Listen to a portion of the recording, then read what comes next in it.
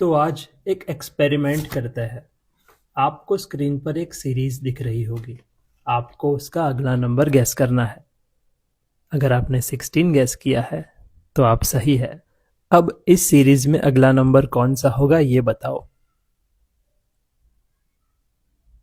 क्यों, गड़बड़ा गया ना दिमाग? Let me explain. तो इस फर्स्ट सीरीज में आपके दिमाग ने एक पैटर्न देख लिया कि each next number is double of the previous number.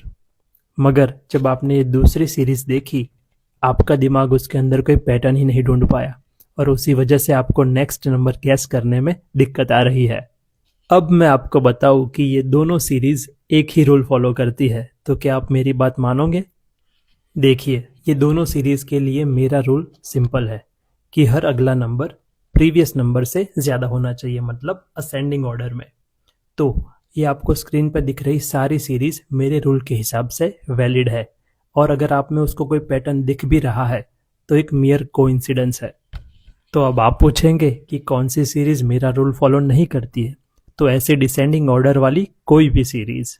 और इस थिंकिंग मिस्टेक को कहते हैं क्लस्टरिंग इल्यूजन, जहां हम रैंडम चीज़ों में पैटर्न देखने लगते हैं जबकि वो सिर्फ कोइंसिडेंस होता है।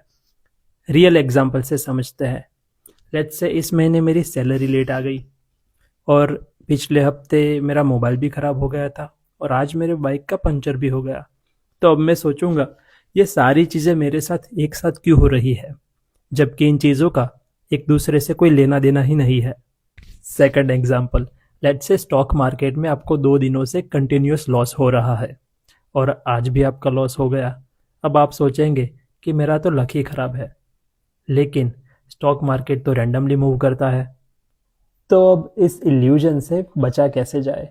तो जब भी आपको कोई पैटर्न बनता दिखाई देना, तो 1 मिनट रुकिए और सोचिए कि सच में क्या ये चीज़ें कनेक्टेड है या सिर्फ ये एक कोइंसिडेंस है।